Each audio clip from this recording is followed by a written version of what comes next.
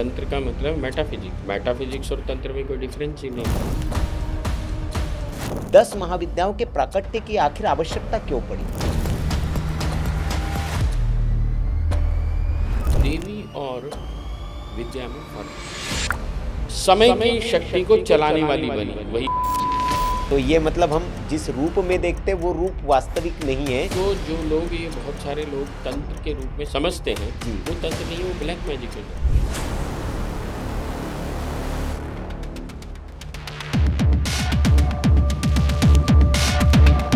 स्तंभन है क्या? जो सही साधक होता है, सिद्ध साधक होता है, वो सिद्धियों से दूर रहता है। तो आज की जो युवा पीढ़ी है उसमें जल्दीबाजी है।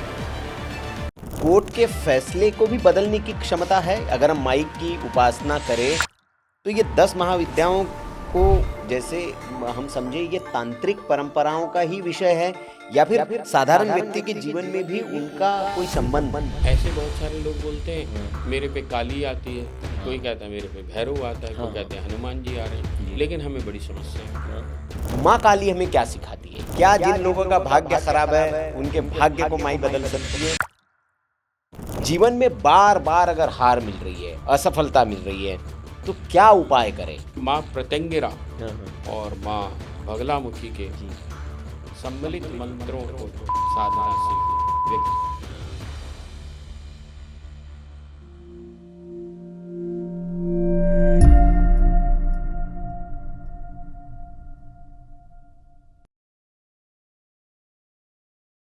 नमस्कार। आज के सत्संग में आपका स्वागत है। आज का सत्संग बेहद विशेष है। विशेष इसलिए क्योंकि आज जिस विषय पर हम चर्चा करने वाले हैं उस विषय की आज के वक्त में बेहद ज़रूरत है। दरअसल शक्ति के स्वरूप या 10 तांत्रिक महाविद्याओं की बात आजकल खूब सोशल मीडिया पर हो रही है, लेकिन जितनी बात हो रही है उतने भ्रम भी हैं, उतनी शंकाएं भी हैं। तो आज इसलिए हमने 10 महाविद्याओं पर बात करने के लिए एक बेहद विशेष मेहमान को आमंत्रित किया है। इससे पहले भी उनको आपने हमारे पॉडकास्ट में देखा है और खूब आपकी ओर से उन्हें प्रेम दिया गया और आपकी ओर से डिमांड की गई कि फिर उनके साथ एक सत्संग किया जाए। तो आप लोगों की ही मांग पर हमने फिर उन्हें आमंत्रित किया है। माँ बगलामुखी के साधक आलोक जी महाराज। आलोक जी महाराज, बहुत बहुत स्वागत आपका और आभार आपका कि आपने हमारा निमंत्रण स्वीकार किया। और आज हम माइक पर चर्चा तो करेंगे ही करेंगे, लेकिन माइक के साथ साथ हम 10 महाविद्याओं पर आज आपका जो ज्ञान है उस ज्ञान से जो हम भी अवगत होंगे और हमारे दर्शक भी अवगत होंगे। जी अवश्य। जी, मेरा सौभाग्य होगा जी कि भगवती जिस भी स्वरूप में उस वाणी को शक्ति देगी, ओज देगी, तो मैं कोशिश करूंगा कि आपके सम्मुख आपके प्रश्नों के उत्तर दे सकूं। जी। पहला प्रश्न आलोक जी यही कि जो 10 महाविद्याएं हैं उन पे जब बहुत बात हो रही है, पहला बेसिक हम ये समझना चाहेंगे ताकि हमारे दर्शक समझ जाए कि आखिर है क्या ये? क्या ये वैसी ही है जैसे उनको जो स्वरूप दिया गया है या जिन स्वरूपों में हम देखते हैं, या फिर वो चेतना की 10 अवस्थाएं हैं, ऐसे हम उसको समझ सकते हैं? देखिए, सबसे पहले हमें ये समझना होगा, वैसे तो अभी इस समय में कामाख्या में अम्बुबाची मेला भी जी चल रहा जी है। जी जी जी और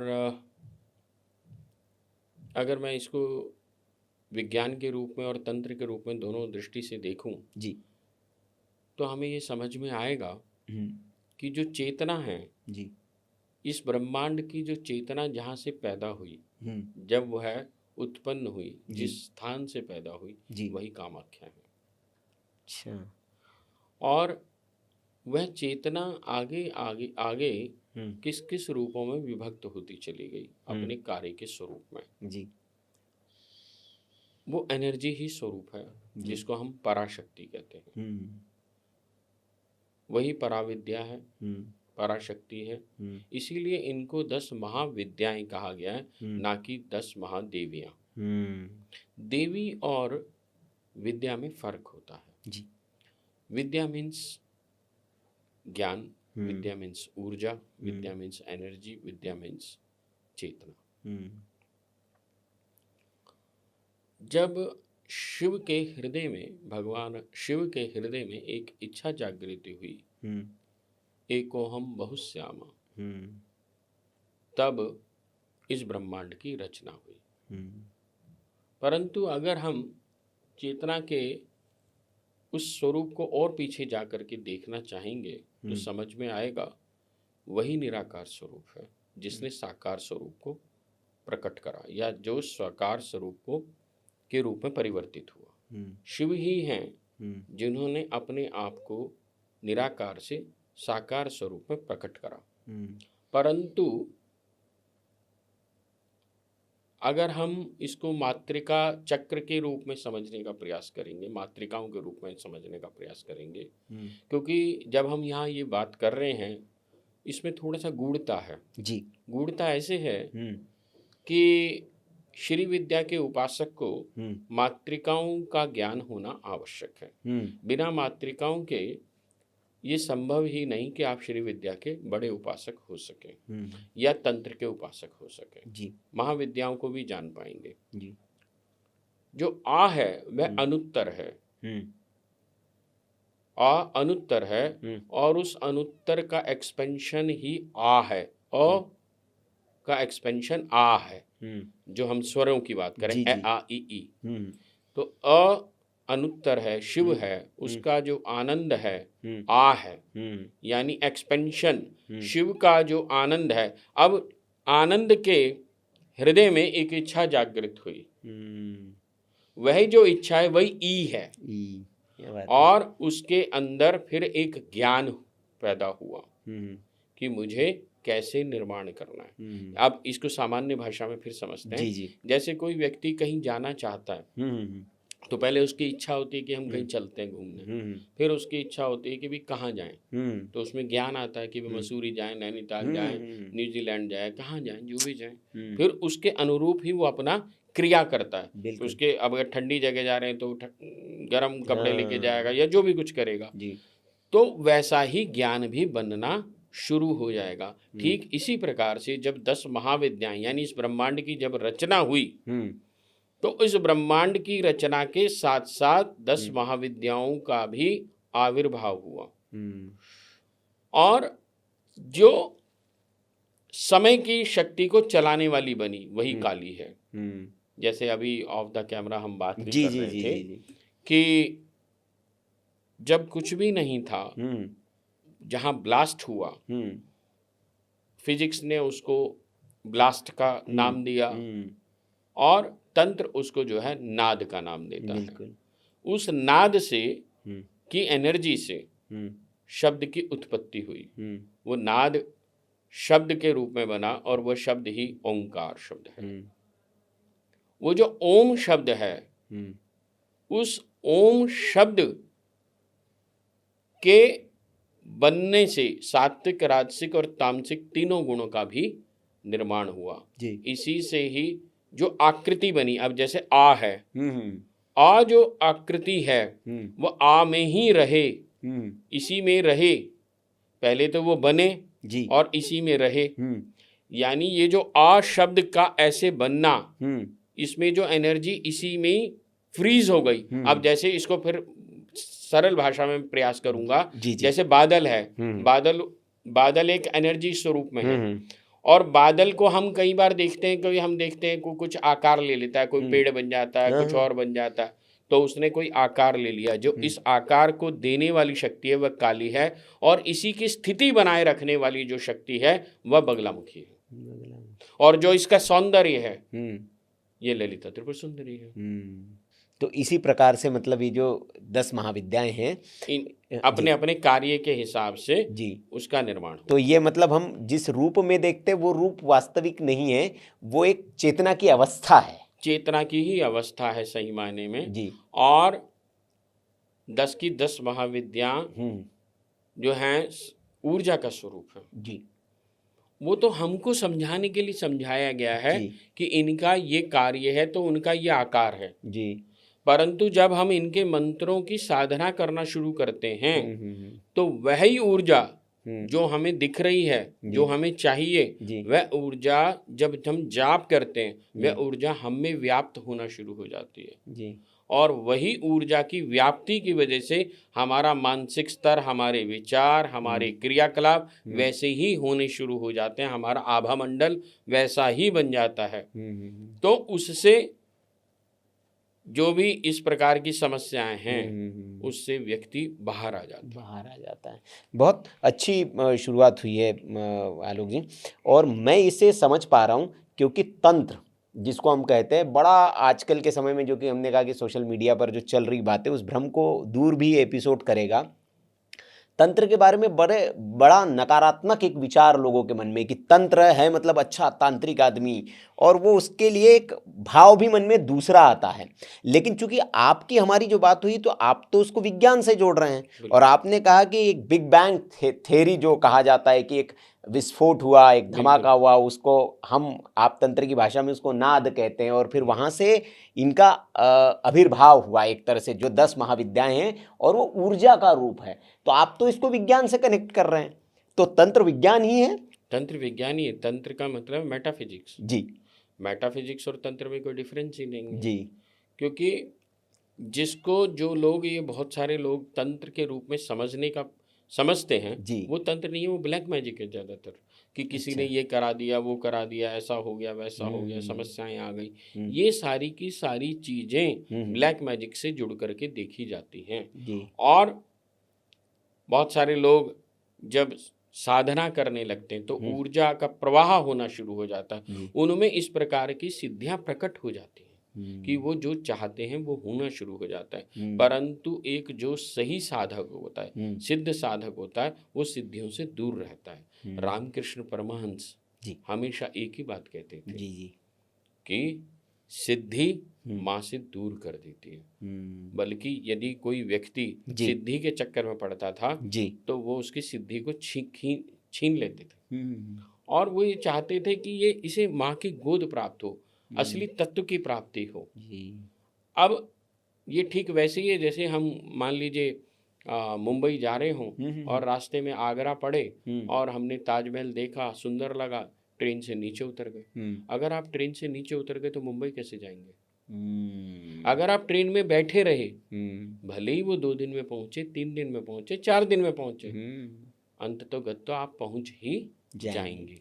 बस आपको बैठे रहना। ठीक इसी प्रकार से साधक की भी अवस्था है। साधक को साधना करते रहना है बिना ये सोचे कि इसका क्या प्रतिफल होगा। यही बात भगवान श्री कृष्ण अर्जुन को गीता में भी कहते हैं कि अपने कर्म को अकर्मण्य होकर के करो, कि ये मत सोचो इसका फल क्या होगा, क्योंकि जैसे तुम फल की तरफ ध्यान देना शुरू करोगे तुम कहीं ना कहीं डिमोटिवेट भी हो जाओगे। क्योंकि मान लीजिए अब किसी काम में समय लग रहा, हो सकता है किसी व्यक्ति को करने में 15 दिन में वो रिजल्ट आ जाए, और आपको हो सकता है 6 महीने लग जाए, तो आप तो 3 महीने बाद डिमोटिवेट हो गए, आपने छोड़ दिया।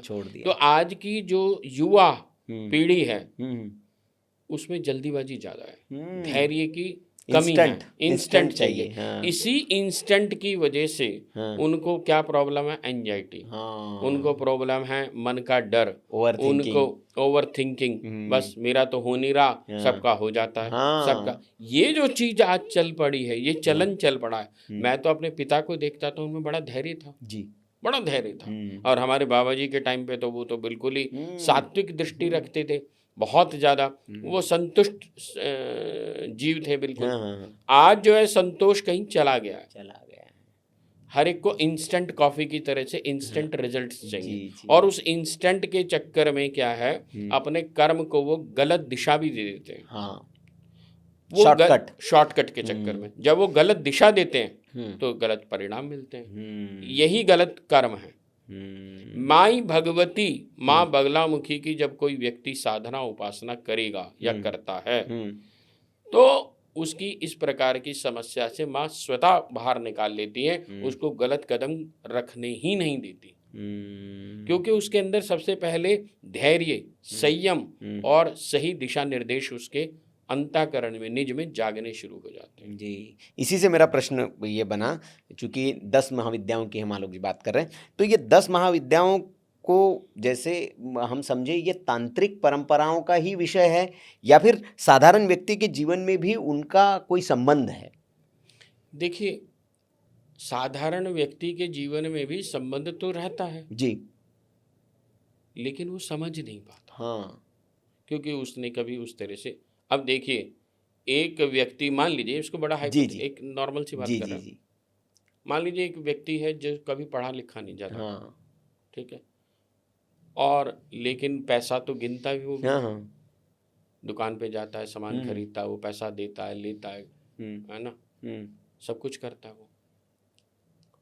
लेकिन जो एक पढ़ा लिखा व्यक्ति है वो उसमें निपुणता आ जाती है, वो उसको डायरेक्शंस दे सकता है कि मुझे कब कहाँ ये इन्वेस्टमेंट करनी है, कहाँ नहीं करनी है, कैसे करनी है, स्किल आ जाता है, स्किल आ जाती है। ठीक इसी प्रकार से जब आप चेतनाओं को समझना शुरू कर देते हैं, जब आप 10 महाविद्याओं की ऊर्जाओं को समझना शुरू कर देते हैं, जब इनके कार्य प्रणाली को समझ जाते हैं, तो आप बहुत ही सरलता से, डर से नहीं जी, सरलता से, प्रेम से, भाव के साथ माई से जुड़ जाते हैं। अब मैं बहुत बार बोलता हूँ जी कि अब जैसे बहुत सारे लोग बोलते हैं कि कुंडलिनी शक्ति हमारी जो है, मेरे पास आते हैं बहुत सारे इस तरह के लोग कि जी हमने कोई साधना करी थी, शिविर में गए थे, हमारी तो कुंडलिनी जागृत है। बहुत अच्छी बात है भाई, भाई कुंडलिनी जागृत है तो बहुत अच्छी बात है, पर लेकिन हमें तो ये समस्या आ रही है। तो मैं कहा जब आपकी कुंडलिनी जागृत है तो आपको समस्या क्यों आ रही है? होनी नहीं चाहिए, नहीं आनी चाहिए। ऐसे बहुत सारे लोग बोलते हैं कि जी मेरे पे काली आती है, कोई कहता है मेरे पे भैरव आता है, कोई कहते हैं हनुमान जी आ रहे हैं, लेकिन हमें बड़ी समस्याएं हैं। तो या तो भैरव या काली या ये सब आने के बाद फिर समस्या क्यों आ रही है?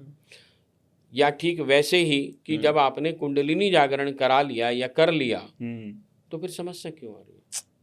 असलियत में क्या है कि एक भ्रम की स्थिति पैदा करी गई है और वो बहुत बढ़ती जा रही है। अब लोग क्या समझते हैं कि हम शिविर में जाएंगे, 5 दिन वहाँ रहेंगे, कुंडलिनी जागरण हो गया, अब कुंडलिनी जागृत हो गई, अब कुंडलिनी जागृत होने के बाद घर आए और हमने जो है बाइक खरीद ली, हमने जो है गाड़ी खरीद ली। ये कुंडलिनी जागरण का प्रभाव है। कुंडलिनी जागरण से बाइक खरीदना या गाड़ी खरीदने का क्या लेना देना? अगर कुंडलिनी जागृत हो रही है तो आपके अंदर बोध जागृत होगा, आपके अंदर स्व का ज्ञान जागृत होगा, आप अपने स्वरूप को जान पाएंगे, आप अपने तत्व को जान पाएंगे, आप अंदर में, अंदर की तरफ, बाहर नहीं, बाह्य संसार की तरफ नहीं भागेंगे, आंतरिक तरफ जाएंगे, जहाँ से शिव की प्राप्ति होगी, जहाँ से आपका शिव से मिलन होगा, जहाँ 10 महाविद्याओं को ऊर्जा स्वरूप में आप समझ पाएंगे जी। आप इच्छाओं का सबसे पहले तो शमन हो जाएगा, इच्छा ही नहीं बचेगी आपकी कोई। इच्छा तो रहेगी, परंतु वह इच्छा इस प्रकार की नहीं रहेगी। देखिए क्या होता है, ऐसा नहीं होता कि जो एक संत होता है वह दूध नहीं पीता, वह संत ऐसा नहीं होता वो कोल्ड ड्रिंक नहीं पी सकता जी। या संत ऐसा खाना बंद कर देता, खाता है, परंतु वो कैसे खाता है और कैसे पीता उसमें फर्क होता है जी। एक आदमी है जो सामान्य आदमी है, सामान्य बच्चा है जी, अब उसको कोल्ड ड्रिंक पीनी है तो वो बेचैन हो जाएगा।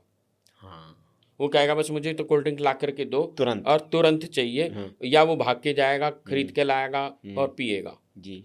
अब संत आपके जीवन में आया, वो बैठे, आपने उनके सम्मान में जो है कोई कोल्ड ड्रिंक लाई के दी, उन्होंने देखा, उन्होंने मना करा, आपने आग्रह करा, तो आपके आग्रह पर उन्होंने पी ली और रख दी, और हो सकता है 10 मिनट बाद ये भी भूल जाए वो कि भी, क्योंकि वो ना उन्होंने उसके लिए नहीं जी रहे वो। हाँ।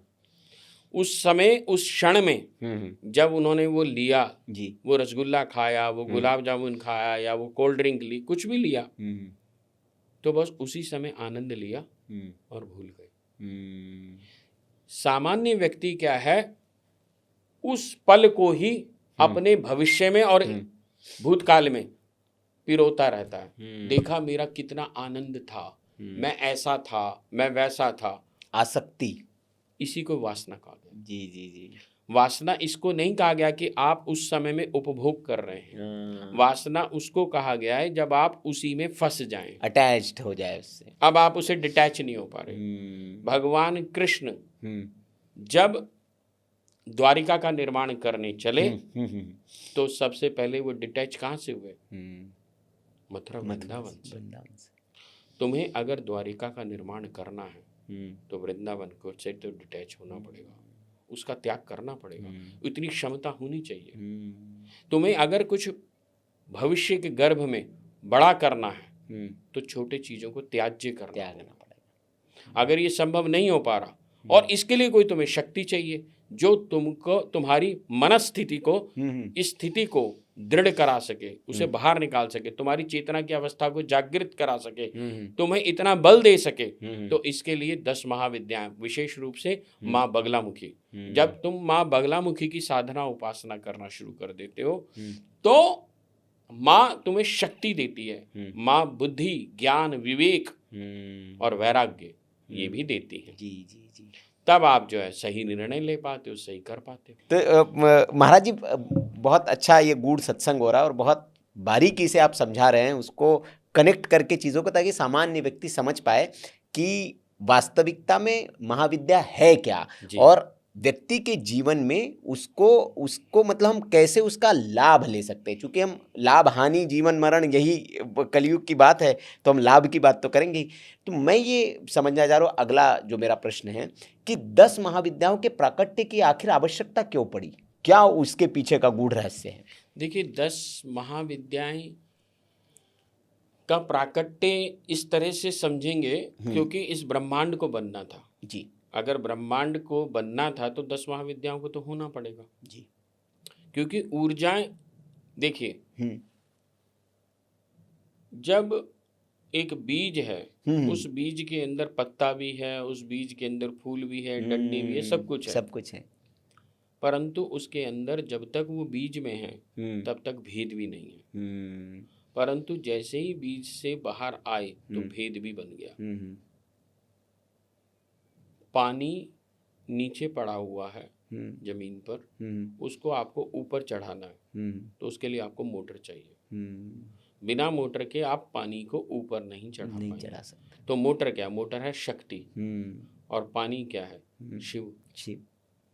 उस शिव की अवस्था को भी आगे लेके जाने वाली जो शक्ति है वो काली है, जो काल को नियंत्रण करे, जो काल का संकर्षण करे। संकर्षण का मतलब चलाए। ये जो 360, अब जैसे एक रॉड ले लीजिए इतनी बड़ी, बिल्कुल उस रॉड को आप पहिए में निर्मित कर दीजिए, गोल बना दीजिए, 360 बना दीजिए। अब आप उसको मूव करा दीजिए, वो चल पड़ेगी। और अगर वो रॉड रखे रहने दो तो 100 साल भी पड़े रहे, वो तो पड़ी रहेगी। तो शिव को चलाने वाली जो शक्ति है वही काली है और जो चेतना को चलाने वाली शक्ति है वही बगलामुखी है। वरना चेतना चलेगी कैसे? इस ब्रह्मांड की चेतना, अब कोई पुष्प बन रहा है, कोई कुछ बन रहा है, कोई कुछ, हवा कैसे चलेगी, सब ये सब चेतना ही तो है। उस ब्रह्मांड की जो चेतना को चला रही है, जो व्यक्ति की चेतना को चला रही है, जो जीव की चेतना को चला रही है, चेतना चींटी में भी है और वही चेतना जो है हाथी में भी है। जी। पर दोनों में फर्क है। परंतु जो इंसान की चेतना है उसके साथ कहीं ना कहीं विवेक भी जुड़ गया। वह अपने विवेक के, स्वविवेक से, अगर उस स्वविवेक के माध्यम से अपनी चेतना को जान पाए तो स्वयं को जान पाएगा, मैं कौन हूँ, हु एम आई। यही तो महर्षि रमन कहते हैं, को हम, हु एम आई, मैं कौन हूँ। इसको जानो। अगर इसको नहीं जानोगे तो तुम आते रहोगे, जाते रहोगे, आते रहोगे, जाते रहोगे, और इस आने जाने के व्यापार में मोक्ष कहीं मिलेगा ही नहीं। मोक्ष का नाम यही है। जब तुम चेतना को, अपनी चेतना को जान जाओगे और उन, जैसे मैं अभी बात कर रहा था कि चेतना बनती कैसे है। जैसे आप साड़ी बनते देखें, चादर बनते देखें तो वो धागों से बनती है। तो उसमें वर्टिकल भी और हॉरिजॉन्टल भी दोनों तरह के धागे चलते हैं, खड्डी पे बनते हैं। जी। तो ये जो खड्डी चलाने वाली शक्ति है यही 10 महाविद्या है। इसमें जो रंग भरे जा रहे हैं, इसके अंदर जो चादर बन रही है, जब हम भगवान शिव की एक चित्र को देखते हैं विशेष रूप से कि भगवान शिव चादर के रूप में लेटे हुए हैं और उन पर माँ ललिता त्रिपुर सुंदरी विराजित हैं। ये चेतना है, जो सदाशिव की अवस्था है, ये चेतना, और उस चेतना में से शक्ति की जागृति है। जब तुम स्वयं को जान जाओगे तो तुम्हारी ललिता अम्बा प्रकट हो जाएगी। बिल्कुल सही। तो को हम से शिवो अहम की यात्रा तक के पहुंचने में जो हमें मदद करेगी या जो सहायक होगी वो 10 महाविद्या है। अब इसी से एक प्रश्न मेरा आलोक जी ये निर्मित हुआ तुरंत फिर कि हर व्यक्ति के को अब ये तो तय हो गया कि वो तांत्रिक शक्ति सिर्फ तांत्रिकों के लिए नहीं है, साधारण व्यक्ति के जीवन में भी महाविद्याओं का होना बहुत आवश्यक है अगर आपको कोहम से शिवोहम तक जाना है। तो जैसे एक सामान्य व्यक्ति है, क्योंकि अलग अलग 10 महाविद्या है, किस व्यक्ति के लिए किस महाविद्या की पूजा उसको करनी चाहिए? क्या पीताम्बरा, काली, तारा, त्रिपुर सुंदरी, ये कैसे वो पता करे कि मेरे लिए कौन सी महाविद्या बनी है? देखिए, वैसे तो मैं इसको थोड़ा रिवर्स देखना पसंद करूंगा जी कि 10 महाविद्या जो भी विद्याएं हैं जी, ये व्यक्ति डिसाइड नहीं करेगा, महामाई डिसाइड करेगी जी कि उसकी साधना उपासना कौन करेगा, कैसे करेगा जी। और जैसे एवरेस्ट के ऊपर चढ़ने के लिए हो सकता है 10 रास्ते हो, 5 रास्ते हो, कुछ भी रास्ते हो। अब जब आप एक रास्ते से चढ़ गए तो आपका उद्देश्य क्या है? बस मुझे एक बार एवरेस्ट पे चढ़ना जी, वहाँ पे झंडा गाड़ा, नीचे आ गए जी, इससे ज़्यादा कुछ नहीं। अब ये थोड़ा ना कि मैं 10 के 10 रास्ते से जाऊँगा, नहीं। हमारा उद्देश्य कश्मीर जाने का जी। अब जो जिस स्थिति में होगा, अब मान लीजिए हम दिल्ली से जा रहे हैं कश्मीर, तो हमारा रास्ता अलग होगा। जो मुंबई से चलेगा उसका रास्ता अलग होगा। कोई अमेरिका से आ रहा होगा तो उसका रास्ता बिल्कुल भिन्न होगा। तो कौन कहाँ खड़ा है उसकी अवस्था से पता चलेगा कि उसको क्या प्राप्तव्य है, क्या प्राप्त करना है, उसके अनुसार ही उसकी भूमिका बनेगी, उसकी सब चीजें बनेंगी और भगवती खुद ही हाथ पकड़ लेगी। हाँ। माँ काली की जब साधना व्यक्ति करना शुरू करेगा, मेन मुख्य बात 10 महाविद्याओं की नहीं है, मुख्य बात है गुरु की।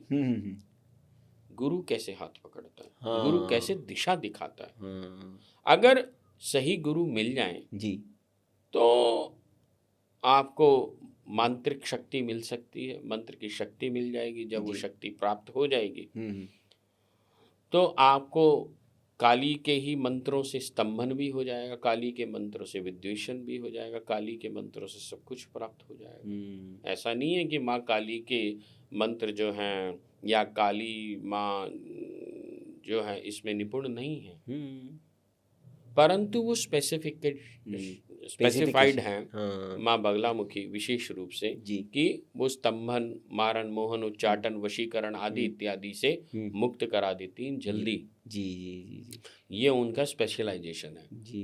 परंतु ऐसा नहीं है कि काली की साधना उपासना करने पर वो नहीं होगा। काली ही इस स्वरूप को भी पकड़ लेती है। जब हम उस साधना को करते हैं तो उनके अंदर वह गुण आ जाते हैं जी, वह ऊर्जा हमें प्राप्त हो जाती है। हमारी श्रद्धा कहाँ है, हमें गुरु क्या निर्देश दे रहा है, हमारे कितना गुरु के प्रति समर्पण है। ये अगर गुरु के प्रति हमारा समर्पण है, गुरु सही मायने में ना,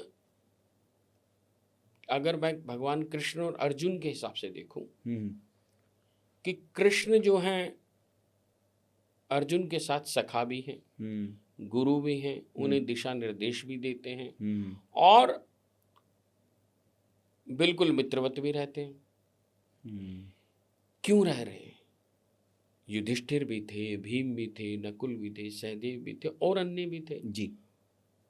ऐसा क्या था कि अर्जुन को ही उन्होंने चुना? क्योंकि अर्जुन समर्पित था कृष्ण के प्रति, बिल्कुल उसमें ना नुकुरनी थी। अगर कृष्ण ने ये कहा कि ये करना है तो वहाँ तर्क बुद्धि नहीं थी। उन्होंने कहा डन जी, ये मैं कर दूंगा जी।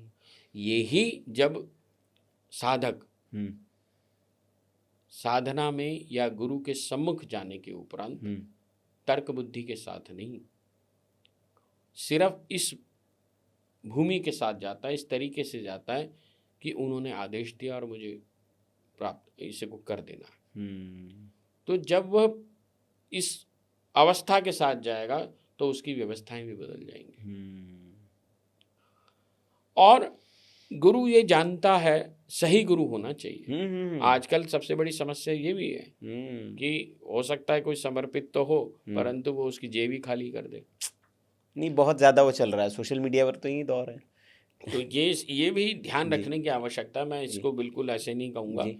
कि आप बिल्कुल अपनी आंखें मूंद लें जी जी जी और जो जैसा सामने कह रहा है कुछ भी आप मान लें, जी ऐसा भी नहीं है। जी जी। लेकिन हाँ, जहाँ अगर आपको सही मिले, हम्म। जिसके सम्मुख बैठने के बाद हम्म। आपका चित्त शांत होना शुरू हो जाए, जिनके पास आपके प्रश्नों का जवाब मिल जाए, जो आपको अध्यात्म की गति और मति प्रदान करने में समर्थवान हो, वही गुरु हैं। जी, जहाँ जिनके आप सानिध्य में चले जाए और आपके प्रश्न जो अनुत्तरित प्रश्न हैं उनका उत्तर आपको मिलने लग जाए, तो वो वही आपके गुरु है और आपको उसका आभास भी होने लगेगा जब आप गुरु के सानिध्य में चले क्योंकि जाते हैं। सबसे बड़ी बात ये होती है, जैसे ही आप गुरु के सानिध्य में बैठते हैं जी, आपको आनंद आना शुरू हाँ, हो जाता है। ये सबसे बड़ी बात है। चित्त आपका चित्त जो है परिवर्तन होना शुरू हो जाए, तो जो चित्त में डर बैठा हुआ है वो डर कहीं दूर होना शुरू हो जाता है, उसकी जगह आनंद ले लेता है। आनंद ले लेता है, क्योंकि आपको लगता है कि अब गुरु के सानिध्य में आ गए और जो मेरी शंकाएं हैं, जो मेरे प्रश्न हैं, उनका समाधान वो कर देंगे और आपको पूछने की भी जरूरत नहीं होती, वो अनुत्तरित होने लगते हैं आपके प्रश्न। बिल्कुल। मैं तो सच बताऊं जी, गुरुद्वारे जब भी जाता हूँ, जी, वहां जब मैं बैठता हूँ, मत्था टेकता हूँ और पता नहीं अपने आप ही ना, चाहे वहां कोई ना हो, फिर भी हृदय के तार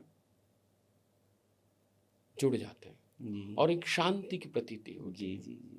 ठीक ऐसे ही जब मैं दतिया जाता हूँ, जब स्वामी जी महाराज के सम्मुख वहां बैठता हूँ, तो मानो कोई प्रश्न बचता ही नहीं, क्या पूछना, बस ऐसा लगता है जैसे वो आशीर्वाद दे रहे हैं और ऊर्जा का प्रवाह बहना शुरू हो जाता है। और कितनी बार तो आंख रुकती नहीं, आंसू ऐसे भागते हैं बस।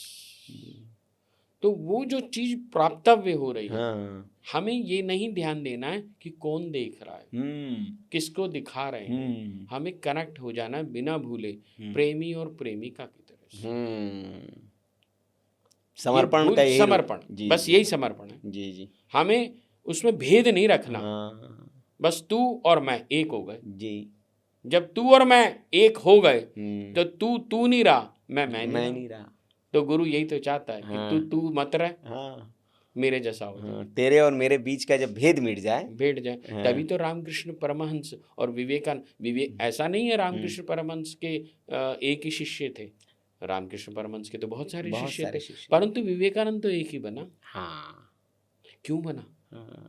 विवेकानंद एक ही बना। और ऐसा भी नहीं है कि विवेकानंद से पुराने शिष्य नहीं थे रामकृष्ण परमहंस के पास, उनसे पुराने भी शिष्य थे, उनसे ज्यादा विद्वान थे, फिर भी विवेकानंद ही, नरेन ही विवेकानंद क्यों बने? और प्रथम जो रामकृष्ण परमहंस की चहेते, पहली चॉइस कोई अगर बने तो विवेकानंद। क्यों? क्योंकि उनमें समर्पण अधिक था। अच्छा, अब हम आलोक जी आते हैं, चूँकि महाराज जी हम जिस माई के आप साधक हैं और जंगपुरा में आपका पीठ भी है, हमें सौभाग्य मिला कि कुछ दिन पूर्व ही हम वहाँ गए और बहुत आध्यात्मिक ऊर्जा का केंद्र, वहाँ जो अनुभूति हमें हुई वो शब्दों में हम बयान नहीं कर सकते। माई के दर्शन वहाँ हुए, प्रत्यंगिरा माई है और रविवार के दिन तो विशेष आनंद होता है जी, वहाँ आहुतियाँ होती है। तो माई के बारे में ये कहा जाता है, माँ बगलामुखी के बारे में, कि वो स्तंभन की देवी है। सोशल मीडिया पर बड़ी चर्चा और स्तंभन की बड़ी चर्चा हो रही है।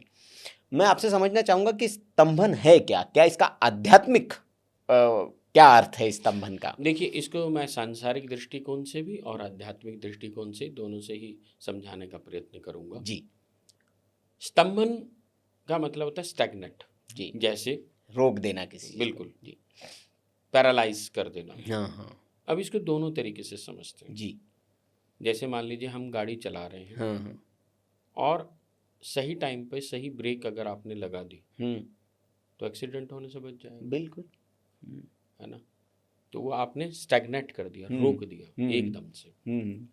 और अगर आप चलाते ले गए तो एक्सीडेंट हो जाएगा। तो अगर हमारे हृदय के अंदर, यदि हम साधक हैं और हमारे हृदय के अंदर, हमारी बुद्धि के अंदर कोई गलत विचार चल रहा है, मैं बार बार एक ही बात बोलता हूँ क्योंकि आज बिजनेस की बात हर आदमी जल्दी समझता है कि मान लीजिए कोई व्यक्ति शेयर में ट्रेडिंग करता है, हाँ, कोई व्यक्ति किसी, अब जैसे मेरे पास जो भी बहुत सारे व्यापारी वर्ग के लोग आते हैं, वो जैसे कहीं टेंडर भरते हैं, कोई पार्टिसिपेट करते हैं कहीं, उनको नहीं कोई प्रोजेक्ट आता है तो मेरे से पूछते हैं कि महाराज जी इस प्रोजेक्ट को मैं लूँ या नहीं लूँ, प्लीज़ एक बार मुझे बता दो। तो अगर महामाई की कृपा होती है उन पर तो वो बता देती है कि बेटा इसको ले ले और तेरा बहुत अच्छा रहेगा जी। या नहीं तो पहले ही रोक देती है, भाई तो ये पहले कंडीशन चेक कर ले, अगर ये ठीक है तभी लेना, नहीं तो ये बाहर आ जा, कोई ज़रूरत नहीं। और ये माई की तो कृपा है। अब मान लीजिए व्यक्ति साधक नहीं है तो वो तो पहले खुश हो रहा है कि मुझे 5 करोड़ का ऑर्डर मिल गया, और लेने के बाद फंस गया। अब पता चला 5 करोड़ भी लगा दिए जेब के, सब कुछ हो गया और पैसा आ नहीं रहा। ऐसे मेरे पास ना जाने कितने ही लोग आते हैं कि जी हमने फलाने प्रोजेक्ट में लगे, उसके बाद बर्बाद हो गए। क्यों बर्बाद हो गए? क्योंकि हमने अपनी जेब का पैसा लगा दिया, मकान बेच के लगा दिया। हमने तो सोचा था कि चल अभी थोड़े दिन आ जाएगा, ये सब कुछ हो जाएगा, लोन ले लिया, बैंक से लोन ले लिया। अब वो बैंक से लोन उतारने के चक्कर में मकान बेचना पड़ गया, या बहुत समस्याएं बन गई हैं। अब क्या करें? और 2 साल हो गए इस काम को। अब अगर पहले से ही वो साधक होते तो माँ उनका हाथ उसी समय रोक लेती। विवेक आ जाता, विवेक जागृत आ जाता है। तो वो कहीं ना कहीं कोई कारण बन जाता कि आपको पता लग जाता कि भाई ये प्रोजेक्ट उठाना भारी पड़ सकता है। तो सही समय पर सही रोक ये स्तंभन है जी। और अब इसको दूसरी दृष्टि से देखें जी, कि जैसे जिसे तंत्र की दृष्टि से बोलते हैं, या अभिचार कर्म वगैरह आदि इत्यादि, कि किसी का चलता हुआ व्यापार है उसको खराब कर दिया। कहते हैं भाई किसी जैसे कोई कन्या है या कोई लड़का है, ऐसा बहुत सारे आजकल चल रहा है कि भाई उसका वशीकरण कर लिया, उससे फिर जबरदस्ती शादी कर ली। अब 1-2 साल के बाद वो वशीकरण टूटा तो पता चला कि भाई अब तो बन नहीं रही है। ये सब समस्याएं भी आती हैं। लेकिन स्तंभन इस तरह की बात हो जाती है कि चलता बिजनेस खराब कर दिया, या चीज़ें खराब हो गई हैं, जीवन खराब होता जा रहा। तो उस कंडीशन में जब हम माई के मंत्र या माई की अर्जी जो विशेष लगती है, पहले माई की अर्जी लगवाते हैं। माई की अर्जी लगने के उपरांत फिर जो है माँ के यज्ञ में हम उन्हें सम्मिलित करते हैं। जो सामर्थ्यवान लोग हैं वो अपने लिए विशेष यज्ञ की प्रबंध कर लेते हैं। जो सामर्थ्यवान नहीं हैं वो सामूहिक यज्ञ में भी आते हैं जी। तो उस सामूहिक यज्ञ में आकर के वो हम आहुति उनसे कराते हैं जी। तो उससे उनको उसकी समस्या से बाहर आने में लाभ मिल जाता है जी। वो इसी पर मैं आऊँगा महाराज जी, कि जैसे माई के बारे में जो सोशल मीडिया पर चल रहा है कि ये भाई कोर्ट कचहरी की देवी है, शत्रु नाश की देवी है, क्या सिर्फ ये अधूरा सच है या पूरा है कि नहीं माई सिर्फ वहीं तक सीमित नहीं है? भाई आपने तो कोर्ट कचहरी की देवी बना दिया, वो तो है ही, क्योंकि आपने जैसा कहा कि शत्रुनाशिनी कहा जाता है। नेता खासकर पॉलिटिकल लोग की चुनाव जीतना है अगर, तो कहते हैं कि माई के शरण में वो ज़रूर रहते हैं नेता। देखिए क्या है ना कि जब आपकी चेतना जागृत हो गई जी तो आपको ये भी बुद्धि में विवेक जागृत हो जाएगा कि मुझे सामने वाले से कैसे बात करनी है, कैसे उसकी चाल को समझ जाना है, डील कैसे करना है, कैसे डील करना है। एक तो ये तो हो गई बुद्धि की जी क्षेत्र की बात जी। और जब व्यक्ति माई के मंदिर जाता रहता है, यज्ञ में सम्मिलित होता रहता है या जाप करना शुरू कर देता है तो उसका आभा मंडल उस प्रकार का बनना शुरू, ऑरा जिसको सामान्य भाषा में ऑरा कहते हैं। तो जब वो ऑरा बन जाता है तो उसके विपरीत दिशा में सोचने वाला या उसका अहितकर होने वाला, अहित सोचने वाला, वो उसके सामने टिक ही नहीं पाता। माँ के मंत्रों का इतना अधिक प्रभाव है, इतना अधिक प्रभाव है, उसकी चेतना इतनी अधिक हो जाती है कि पहली बात तो उसको उसके सामने आने से ही भय लगता है। कहता मैं नहीं जा रहा, मैं नहीं जा रहा, तू चला जा, किसी और को भेज देगा, सामने नहीं जाएगा। तो वो माई के मंत्रों का प्रभाव है। हम उपाय और रेमेडीज पे आएंगे महाराज जी, लेकिन उससे पहले मैं ये समझना चाहूँगा कि जैसे खास तौर पर जैसे हम कोर्ट कचहरी की बात की, तो क्या कोर्ट के फैसले को भी बदलने की क्षमता है? अगर हम माई की उपासना करें और या बहुत लंबित, क्योंकि आज के समय में हम देखेंगे ना तो कोर्ट कहते हैं कि सबसे बड़े कोर्ट के चक्कर लगाए जा रहे, कई लोग परेशान हैं, मतलब वो कोर्ट के इससे परेशान है, उससे उनको राहत मिल सकती है। हाँ, क्यों नहीं मिल सकती। मैंने तो ऐसे जी कितने ही वो देखे। अब आपको मैं आपने बात छेड़ी है, जी अभी इसी संडे का एक किस्सा बताता जी हूँ आपको कि एक बच्चा हमारे पास आता है काफ़ी समय से, जी लगभग उसको आते हैं मेरे पास 6-7 साल हो गए लगभग। हम्म तो उसका लगभग 3 या 4 साल पहले अपनी पत्नी के साथ कोई डिस्प्यूट हुआ और उसने डिवोर्स केस डाल दिया, फाइल जी कर दिया। उसकी पत्नी ने कहा मैं बिल्कुल नहीं तेरे साथ रहूँगी। हम्म मैंने उस लड़का बेचारा, उसका क्योंकि छोटा बच्चा भी था, जो लड़का था वो मेरे पास आया। उन्होंने कहा कि भाई मैं अपनी पत्नी को डिवोर्स नहीं देना चाहता, सिर्फ इसलिए कि मेरा छोटा बच्चा उसके ऊपर बड़ा, उसके जीवन को प्रभावित होएगा, उससे दिक्कत होएगी, उसको माता पिता दोनों का प्यार मिले, उससे उससे मैं नहीं चाहता कि दोनों से वो वंचित रहे। अब वो केस तो जाता था, बार बार बात होती थी, उसने एक ही बात रखी, मैं इतना पैसा लूंगी, ये करूंगी, वो करूंगी।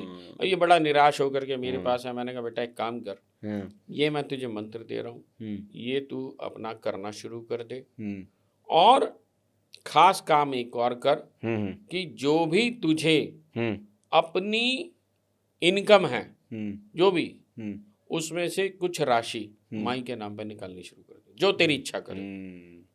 उसने हर महीने अपनी एक फिक्स अपना करना शुरू कर दिया, जो कि हम यज्ञ के अंदर उसको आहुति के रूप में अर्पित करने, जो भी सामान आता था उसके अंदर लगाने शुरू कर दिया। इसी संडे वो आया, उसने बोला पता नहीं क्या हुआ, मेरी पत्नी ने बोला मुझे डिवोर्स नहीं चाहिए। हमने विड्रॉल कर लिया, उसने भी विड्रॉल कर लिया, केस विड्रॉल हो गया। अब शायद अगली बार में हमें डिक्री मिल जाएगी। क्या बात, इससे बड़े और चमत्कार क्या थे। ये बहुत ज़्यादा परेशानी है इससे, ये जो आप बता रहे हैं महाराज जी, इसकी बहुत ज़्यादा परेशानी है। और कई लोग तो इसमें परेशान हैं कि जैसे उनको ना बार बार धोखा मिल रहा है। हाँ, वो मतलब ये होता है कि ऐसे भी मेरे पास आया किस्सा कि 3 बार शादी करी, 3 बार डिवोर्स हो गया। बताओ जी, 3 बार शादी करके 3 बार डिवोर्स हो गया। और उन्होंने कोई हमारा पॉडकास्ट देखा था, उसके बाद अभी 2 हफ्ते से ही आए हैं अभी वो। तो उन्होंने बोला महाराज जी ऐसा है कि अब आप कहोगे तो मैं शादी करूंगी, अन्यथा नहीं करूंगी, और आगे के जीवन को प्लीज मुझे गाइड करो कि मुझे कैसे चलना है जी। आप जैसा कहोगे मैं वैसा चलने के लिए तैयार हूँ जी, क्योंकि मैं अब हार गई हूँ जी जी। क्योंकि देखो 3 बार शादी करके कोई व्यक्ति निराश हो ही जाता है, मजाक थोड़ा ना। नहीं, बहुत तो जीवन का बड़ा प्रश्न है। तो इसमें अगर इस तरह का, जैसे सिर्फ हम विवाह की बात न करें, कई और जैसे बिजनेस की हम बात करें, बार बार आपको धोखे मिल रहे हैं, आपके साथ चीट हो रहा है, तो क्या माई की शरण या कौन से महाविद्या की शरण में उसको जाना चाहिए? देखिए अभी अब आपने एक बात छेड़ी जी, मैं फिर एक और, क्योंकि मेरे पास तो इतने लोग आते हैं, इतने लोग आते हैं, बहुत ज्यादा। तो अभी एक रिसेंट का एक किस्सा बताता हूँ। एक बहुत बड़े व्यापारी हैं जी, उनके अपने लगभग 12-15 शोरूम थे, अब उनके 2 ही रह गए। उनको बड़ा नुकसान हुआ, उनको अपना मकान भी बेचना पड़ा, सब कुछ करना पड़ा लोन उतारने के लिए, कुछ गलत डिसीजन हो गए। तो उन्होंने बताया कि भाई लगभग 85-90% मैंने लगभग पैसा सारा उतार दिया, लेकिन अभी भी कुछ थोड़ा बहुत रह रहा है। तो मार्केट में तो चलता है कि भाई ठीक है कोई मांगने वाला। अब क्या हुआ कि वो एक व्यक्ति आया, उसने हंगामा मचाया कि भाई इतने पैसे मेरे हैं और मुझे तो आज ही चाहिए। उन्होंने, अब इतना बड़ा आदमी, करोड़ों का, जिस आदमी को 30 करोड़ का तो नुकसान हुआ हो, तो वो तो वैसी धराशायी हो जाता। 30 करोड़ कहने सुनने की बात है, मतलब जबान से बोलना बहुत आसान है, लेकिन सत्यता यह है कि 30 करोड़ का झटका सामान्य नहीं है। अब वो बेचारे बड़े परेशान हुए, उनकी इज्जत उतार गया पूरे एम्प्लॉइज के सामने, बहुत परेशान करा, मुझे तो ये गाली गलौज करें, मतलब बहुत बुरी, बहुत। और वो बड़े ही सरल स्वभाव के व्यक्ति हैं, बहुत ही सौम्य, बहुत परेशान हुए। तो खैर अब क्या हुआ कि 15-20 दिन बाद, इसी बीच में वो हमारे पास आ गए थे जी, लगभग 25 दिन बाद या 20-25 दिन बाद वो व्यक्ति फिर आ गया जी। उन्हीं के एम्प्लॉय ने आकर के बताया कि लाला जी वो व्यक्ति तो दूसरी दुकान पे शोरूम पे खड़ा हुआ है और मुझे पक्का पता है वो हमारे पास आएगा। तो उन्होंने कहा ठीक है भाई देखते हैं। उन्होंने मुझे फ़ोन करा कि भाई ऐसे ऐसे। मैंने कहा आप चिंता मत करो, माई कृपा करेगी। वही हुआ 10-15 मिनट बाद वो आ गया। आया तो उन्हें आते के साथ पूछा और कैसे हो? मैं तो ठीक हूँ। अच्छा, कह रहे चाय वाय पिलाओ। अब इनका मन का अंदर का डर कि अब बोलेगा कुछ, अब बोलेगा। चाय वाय पी। कह रहे जी वो, कह रहे पैसे ले लेंगे, पैसे की चिंता तो आप कहीं जा थोड़े ना रहे हो। He was surprised. और वो इमीडिएट अगले दिन सुबह आते ही दंडवत प्रणाम करा उन्होंने महामाई को कि माँ मैंने देख लिया तेरा चमत्कार। मुझे अभी आते हुए मुश्किल से 3 हफ्ते हुए हैं और कमाल हो गया। तो इससे बड़े बड़े और क्या, इसी तो चमत्कार कहते हैं। और नहीं बिल्कुल, ये तो मतलब चमत्कार ही है। तो क्या महाराज जी, जैसे बड़ी समस्या आज के समय में कहते हैं कि यार मेरा तो भाग्य ही खराब है। कई लोग इसलिए हार मान जाते हैं कि कहते हैं कि यार मैं इतना कर रहा हूँ कुछ हो ही नहीं ना, मेरा तो भाग्य ही खराब है। क्या जिन लोगों का भाग्य खराब है उनके भाग्य को माई बदल सकती है और क्या करना पड़ेगा इतना उसका? पता है जी। मार्कंडेय ऋषि जी के बारे में हमने सुना है जी कि मार्कंडेय ऋषि की उम्र बहुत छोटी थी। उन्होंने भगवान शिव की उपासना करी, शक्ति की उपासना करी। और मार्कंडेय ने क्या नहीं करा। भगवान शिव स्वयं प्रकट हुए थे त्रिशूल लेकर के यमराज को भगाने के लिए। बस विश्वास चाहिए, शिशुवत होकर के तुम प्रेम से उसके हो जाओ। मैं बार बार एक बात बोलता हूँ, तुम प्रेम से उसके हो जाओ, आडंबर से मत हो। सब जा रहे हैं इसलिए मैं भी जा रहा हूँ। मैं जाऊंगा, मुझे क्या फायदा होएगा, फायदा होगा तो मैं जाऊंगा। फायदा और नुकसान व्यापार में होता है, प्रेम में नहीं। प्रेम तुमको रूपांतरित करता है, प्रेम तुमको परिवर्तित करता है, प्रेम विवश करता है। विवश किस बात के लिए करता है? स्वीकृति देता है, आपको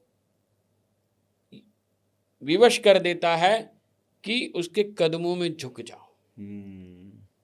अहंकार कहीं तभी दूर होगा, एक प्रेमी कभी अहंकारी नहीं होगा। नहीं। और जो अहंकारी होगा वो प्रेमी नहीं होगा। राइट। तो प्रेम करना सीखो, अहंकार नहीं। और मैं तो कई बार बोल चुका हूँ, आपके पॉडकास्ट में भी लास्ट टाइम भी बोला था कि माँ प्रत्यंगिरा और माँ बगलामुखी के सम्मिलित मंत्रों को साधना से व्यक्ति के प्रारब्ध कर्म भी कट जाते हैं, भाग्य का उदय हो जाता है। मैंने साक्षात देखा है। जन्मपत्री बोल रही है, ज्योतिषी कह रहा है कि तेरे भाग्य में काम करना है ही नहीं, बिजनेस करना है ही नहीं। तू सदा बस खाली नौकरी कर, और नौकरी भी 20-25 हज़ार रुपए की कर ले तो बहुत है। और आज वो बच्चा 15 करोड़ रुपए का काम कर रहा है, 15 करोड़ रुपए की जिसकी टर्नओवर हो। ये चमत्कार है। तो और क्या कहूँगा। तो प्रारब्ध बदले ना।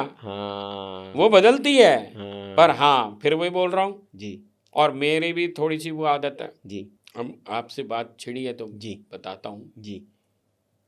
माई ने एक हमारे यहाँ साधक आते थे जी, उन साधक की परीक्षा के लिए मुझे कहा, क्योंकि कुलार्णव तंत्र में विशेष रूप से ये बताया गया है कि शिष्य की परीक्षा कैसे लेनी है जी। उसमें ये बताया गया है कि गुरु को चाहिए कि बिना बाती शिष्य को प्रताड़ित कर दे। क्योंकि अगर उसके मन में खेद आया, दुख आया तो भग जाएगा। और भगेगा तो इसका मतलब वो कल भी भागने वाला है, जो आज ही भाग जाएगा। जो प्राप्त करके भागेगा इससे अच्छा है बिना प्राप्त करे भाग जाए। तो ये परीक्षा है और मैंने उसकी परीक्षा ली और वो चला गया। वरना उसका वह दिवस ऐसा होता कि अगले दिन उसका भाग्य उदय होना था। वह उस डांट को कड़वाहट समझ गया, जबकि वह उसके गले का हार बनने वाला था। अगर वो आ जाता तो उसका भाग्य उदय हो जाता है। इसीलिए मैंने कहा कि गुरु सही होना चाहिए। गुरु आज क्या है ना कि वो गुरु तो ये देखते हैं भाई जेब किसकी भारी है। हाँ मैं क्यों डांटूं, मुझे क्या जरूरत है। भाई तू पैसे लाता रहा, मुझे क्या करना। और गुरु चाहता है कि आप में से आपकी प्रतिभा को बाहर निकाला जाए, जो आप भी नहीं जानते। अगर सचिन तेंदुलकर को अचरेकर ना मिले होते तो क्या आज हम सचिन तेंदुलकर से मिल पाते? नहीं, बिल्कुल नहीं। उनकी प्रतिभा को बाहर निकालने वाले कौन थे? अचरेकर ही तो है। तो गुरु पहचान जाते हैं। जो मूर्तिकार होता है वह पत्थर में ऐसे नॉक करके देख लेता है, उसे पता लग जाता है कि इसकी मूर्ति बन सकती है या नहीं। उसकी आवाज बता देती है जी। और अगर वो छैनी की मार झेल गया तो मूर्ति बन जाएगा, तो मूर्ति भी बनेगा और मूर्ति फिर पूजनीय भी होगी। हाँ, और नहीं तो फिर वो नहीं तो सीढ़ी के उसमें सीढ़ी का लगेगा, पत्थर लोग बनेगा, रौंद के लोग जाएंगे। उसके ऊपर जाएंगे। जी। तो यही है, गुरु तो परीक्षा लेगा जी। और जो वो परीक्षा लेगा वही गुरु है।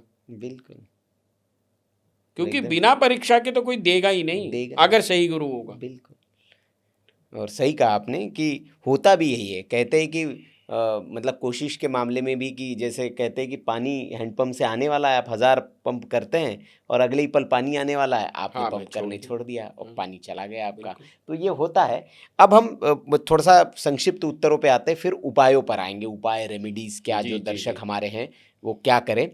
वो 10 महाविद्याओं के बारे में चूंकि हम लोगों ने चर्चा कर रहे थे, माँ काली हमें क्या सिखाती है? संक्षिप्त उत्तर। माँ काली हमें गति देती है, मति देती है जी। माँ जीवन के अंदर जी तीव्रता देती है, तेजी देती है जी, सही दिशा देती है जी। माँ तारा क्या सिखाती है हमें? तारण हारने वाली है जी। माँ सही मायने में ये जितनी भी 10 महाविद्याएं हैं ये सांसारिक प्रलोभनों से बाहर निकाल तुमको साधक बना शिव से मिलाना चाहती है जी। तो उसमें जो गति है वह देती काली जी। और जो कैंची क्योंकि तारा के हाथ में है जी, वो संसार से काट देती है जी, कि अब संसार हटा, अब तू मेरे पास आ जी। और हाथ पकड़ लेती है जी, कि अब संसार से मुक्त हो और शिव की तरफ चल, शिवता को प्राप्त कर जी। परंतु तारा के भी अलग अलग, जैसे एक जटा तारा, नील सरस्वती या नील तारा है ना, उग्र तारा, अलग अलग स्वरूप पाए जाते हैं। जैसे काली के 12 स्वरूप बताए गए हैं काश्मीर शैव दर्शन के अनुसार जी। 12 काली के नाम से विशेष रूप से अलग अलग काली के अलग अलग कार्य हैं। तो पहले संसार में वह कार्य करने में दक्ष हो पाता है, निष्णात हो पाता है, एक्सपर्ट हो जाता है जब वह तब, और संसार से मुक्त होकर के जब उसके अंदर ये इच्छा जागृत होती है कि अब मुझे अपनी स्वयं को जानना है, अपने स्वरूप को जानना है जी। जब वह स्वरूप को जानने की इच्छा रखता है तो सबसे पहले परीक्षा लेने वाली शक्ति कोई है तो वह काली है। अच्छा, काली माँ, क्योंकि पैर रखा हुआ ना शिव पर। शिव कौन है? शिव साधक है। साधक है, साधक को जल्दी से जाने नहीं देती, परंतु जब वह परीक्षा में पास हो जाता है तो वही काली हाथ पकड़ा देती है तारा के कि जा, अब तू आगे जा, अब तेरा तारणहार होगा जी। त्रिपुर सुंदरी, माँ ललिता त्रिपुर सुंदरी इटसेल्फ है कुंडलिनी शक्ति, ऊर्जा जी। कुंडलिनी शक्ति जागृत होने के बाद व्यक्ति के अंदर में स्व का विवेक जागृत हो जाता है, वह बौद्ध जागृत हो जाता है जो बुद्ध को मिला जी। जब वह जागृत हो जाता है तो अपने ही प्रश्न और अपने ही उत्तर से निराकरण कर लेता है। जैसे बुद्ध जब हृदय के अंदर कोई प्रश्न आता था तो उनका स्वयं ही जवाब भी उनको प्राप्त हो जाता है। ये कुंडलिनी शक्ति की सही मायने में पहचान ये है, ना कि कुंडलिनी शक्ति खुलने के बाद आपकी शादी हो जाएगी, कुंडलिनी शक्ति खुलने से आपको मकान दुकान मिल जाएगी। धूमावती माँ से लोग डरते क्यों हैं? देखिए, धूमावती का नाम जी, धूमावती सही माने में मोक्ष की प्रदात्री देवी है जी। उनके पास कुछ है नहीं, वो सिर्फ मोक्ष देती है। क्योंकि संसार के प्रलोभनों से जब तुम बाहर आ जाओगे तभी मोक्ष की तरफ गति होगी, उससे पहले कैसे होगी? अभी कोई चीज अच्छी लग रही है, अभी उसके लालच में लगेगा, उसी की वासना में हो, तो पहले भाई तू खा ले। जैसे कोई बच्चा हो, मैं सरल भाषा में बोलूं कि पापा मुझे ना पिज्जा चाहिए, ठीक है बेटा खा ले। अगले दिन फिर पिज्जा चाहिए, फिर पिज्जा चाहिए। अब पता चला पिज्जा खाते खाते खाते खाते अब एक दिन ऐसा हुआ कि बोर हो गया, अब पिज्जा खा ले, नहीं मुझे नहीं खाना।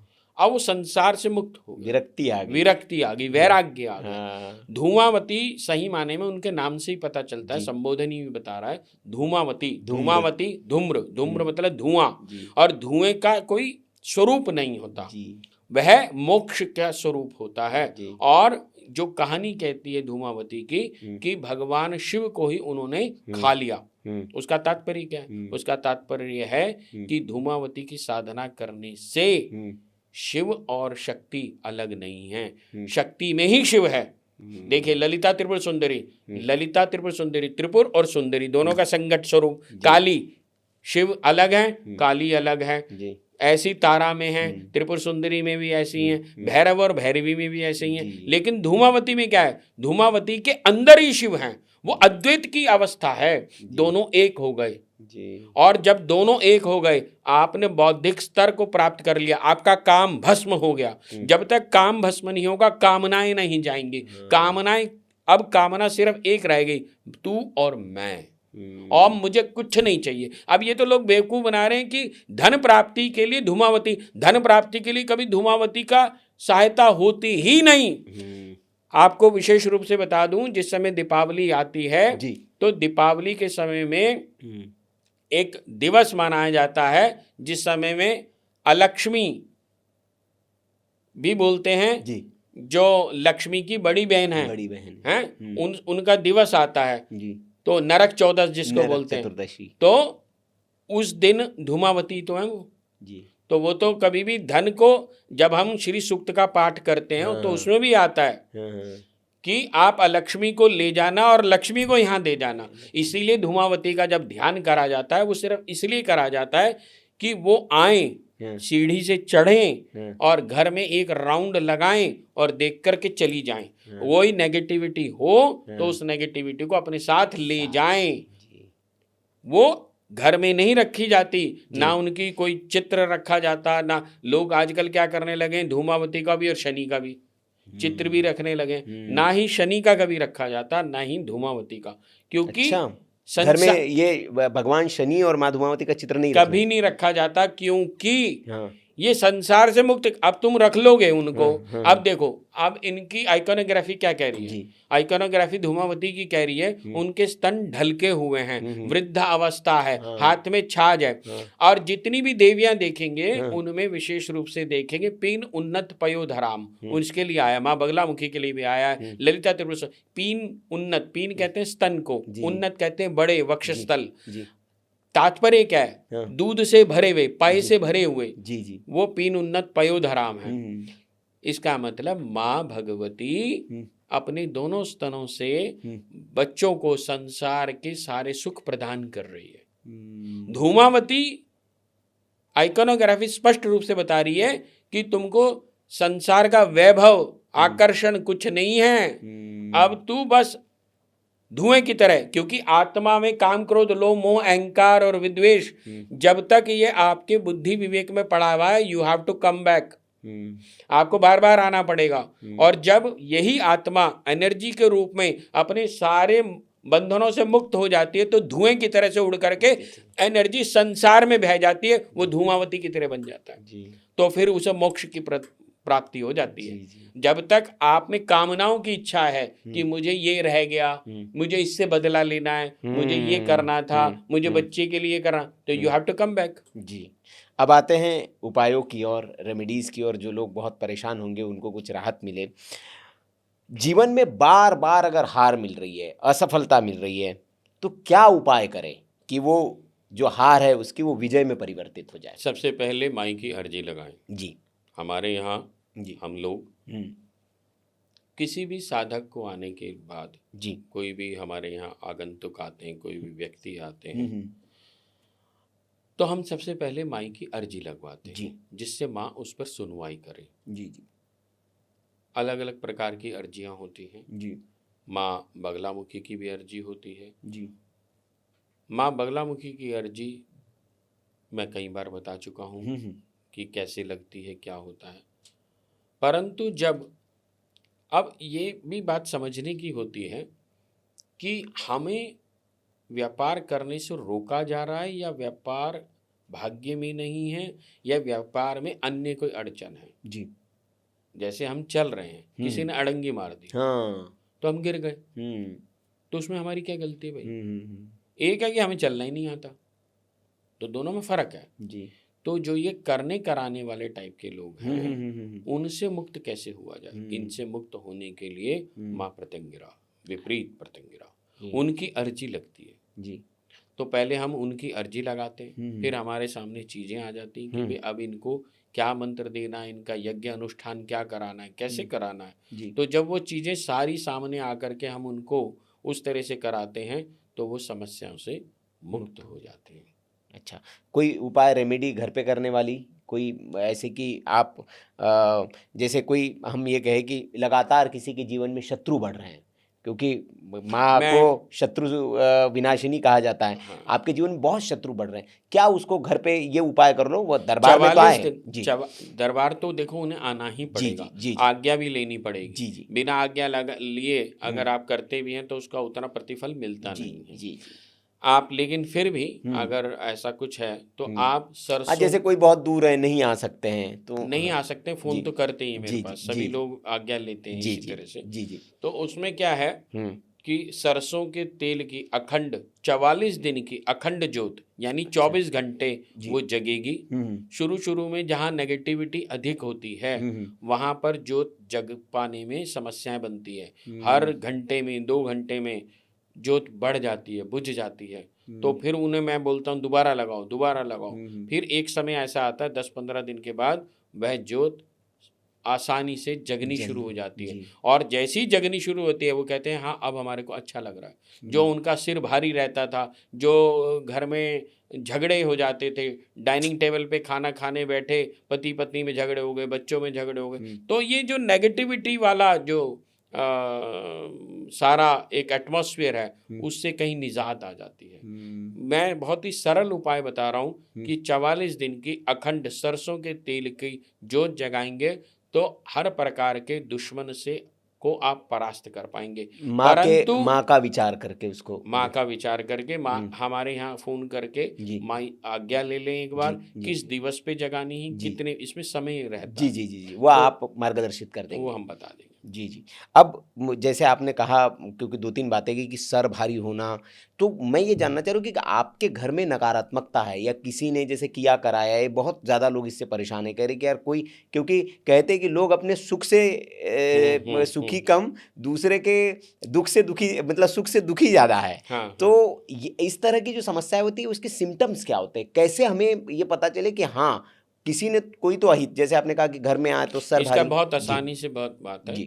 आप इस तरह के घरों में या इस तरह के उसमें एटमॉस्फेयर में जाएंगे या देखेंगे तो उसमें ऐसा पता लगेगा कि जब भी कोई व्यक्ति जैसे बाहर रहेगा तो ठीक रहा, कोई दिक्कत नहीं है, लेकिन जैसे ही घर में आया तो पता चला खिंचाव होना। खिंचाव मतलब वो आपस में लड़ाई हो रही है, तनाव आ गया जरा सी बात पे कि खाना खा लो, मैं नहीं खा रहा, तुम ऐसे कैसे बोल रहे हो, बस हो गई बात शुरू।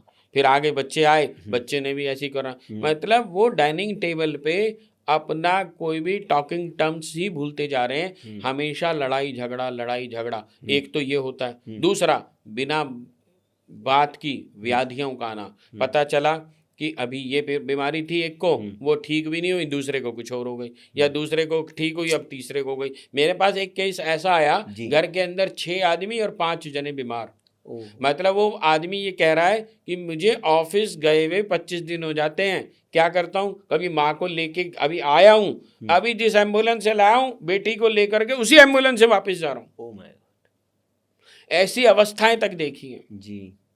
तो ऐसी समस्याएं जब बन जाती हैं तो ये सीधा सीधा प्रत्यक्ष अनुभवी तो है, प्रत्यक्ष आपको बता रहा है कि हर प्रकार से नेगेटिविटी है। तब जब ऐसे में वहाँ यज्ञ कराए जाते हैं, वहाँ पे अनुष्ठान कराने पड़ते हैं, वहाँ आपको मंत्र जाप करने पड़ेंगे खुद, तब वह समस्या कहीं मुक्त हो जाएगी। घर में जैसे कलेश, जैसे उसी की बात आई कि जैसे घर में कलेश हो रहा है, पति पत्नी के बीच में विवाद होना शुरू हो जाता है, तो उसके लिए कोई उपाय आप बताना चाहेंगे कि ये कर लो, इससे आपके घर में शांति आ जाएगी? हम विशेष रूप से राई और पीली सरसों पढ़ करके देते हैं जी। तो अगर आप वो ले जाएंगे तो आपको घर में उसका छिड़काव करना, बिल्कुल समाधान मिल जाएगा, मतलब कलेश बहुत आसानी से। जी जी जी।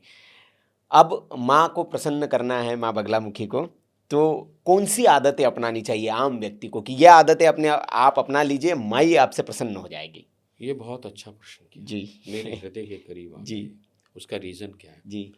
जब आप दतिया जाएंगे ना जी, तो महाराज जी की बातें वहाँ कुछ लिखी हुई हैं जी। उन्होंने कहा है तुम मुझसे मिलने आए हो या माई से मिलने आओ, माँ से मिलो, मुझसे मिलो और जाओ, कभी किसी की निंदा चुगली मत करो। वाह। अब क्या है, आदमी अपने जब घर में बैठता है ना वो एक काम करना बैठ जाता है जिससे कोई लेना देना नहीं, कुछ नहीं। फलाने दूसरे के घर में, अरे उससे तुम्हें पता है फलाने की लड़की भग गई, फलाने के घर में ये हो गया, उसके घर में ये हो गया, उसका तो व्यापार खराब हो गया, मतलब चुगली।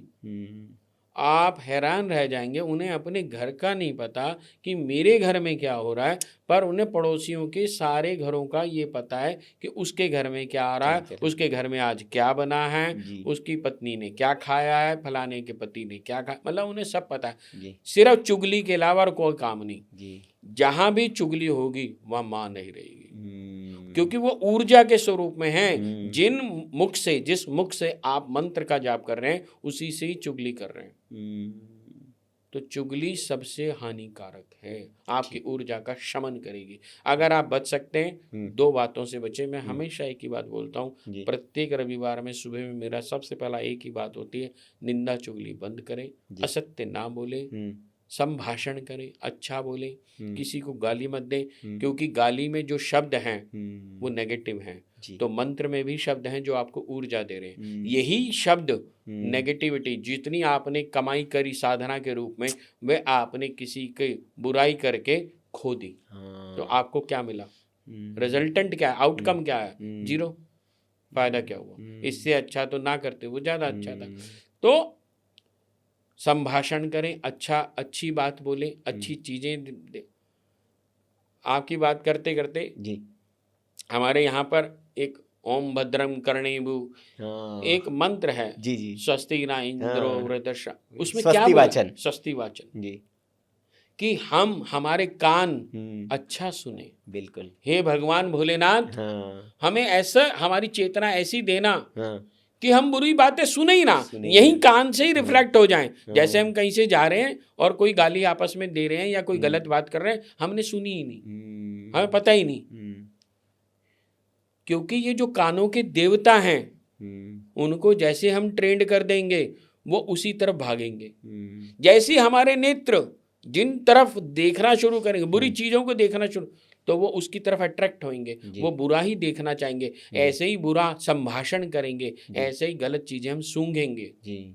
तो सही माने में कान के, आंख के, नाक के, मुंह के, ये सारे हमारे जितने भी शरीर है, इस शरीर के जितने भी ऑर्गन्स हैं, उन ऑर्गन्स के एक एक देवता हैं। और उन देवताओं को यदि हम सही मायने में न्यास के माध्यम से जागृत रखें और उनको शुद्ध आचरण में रखें, तो इस प्रकार के नेगेटिविटी से वैसे दूर रहेंगे और माई प्रसन्न हो जाएगी। माँ प्रसन्न हो जाएगी, और माई प्रसन्न होगी तो फिर तो आपका जीवन सरल होगा, अच्छा होगा, सुगम्य होगा, आप सफलतम व्यक्ति बनेंगे, प्रतिष्ठित व्यक्ति बनेंगे, और आप जो चाहते हैं, पद, प्रतिष्ठा, नाम, वैभव, ऐश्वर्य, धन, संपदा, जो आप चाहते हैं वह महामाई आपको प्रदान करेगी। मैं विश्वास के साथ तुरंत, क्योंकि कहते हैं कि माँ के साथ दो तत्व जुड़े हुए हैं, तत्काल और तुरंत। बिल्कुल, और वो आपकी हर मनोकामना को पूर्ण सकते हैं। अब महाराज जी, चूंकि समय की अपनी सीमा है, बड़ा लंबा ये सत्संग हुआ, लेकिन बहुत आनंद आ रहा है।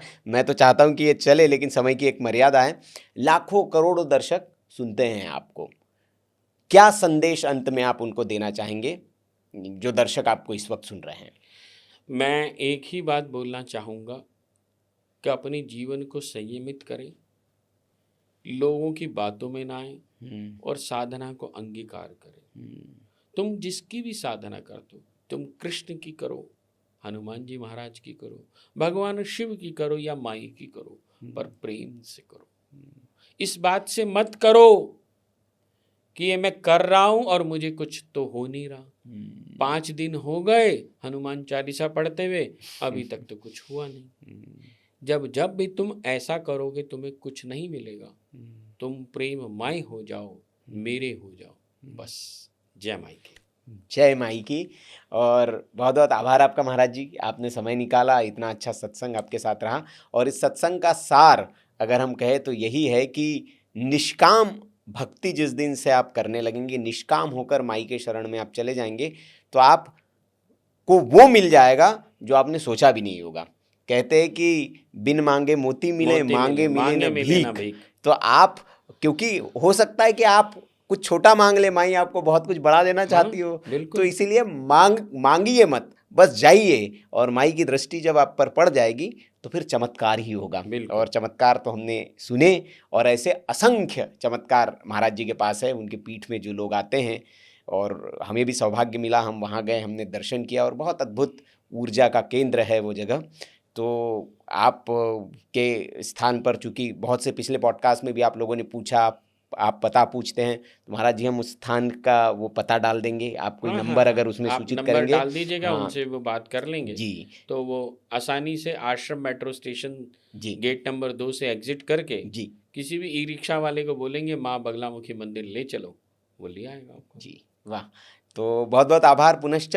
और इस सत्संग को आपने यहाँ तक देखा, इसलिए आपका भी बहुत बहुत आभार। अगर आपको हमारा ये 10 महाविद्याओं पर विशेष संस्करण अच्छा लगा हो तो इसे लाइक ज़रूर करें, और जैसे हर बार मैं कहता हूँ, इसे अपने चित परिचित 10 लोगों तक कम से कम शेयर ज़रूर करें, क्योंकि उनके जीवन में भी हो सकता है कि समस्या हो, कोई बाधा हो, कोई पीड़ा हो उनकी, और इस सत्संग के माध्यम से उन्हें अगर कोई समाधान मिलता है तो वो आपको दुआ, धन्यवाद, आशीर्वाद ज़रूर देंगे, और उसका प्रतिफल आपको ज़रूर मिलेगा। तो इसे आप शेयर ज़रूर करें।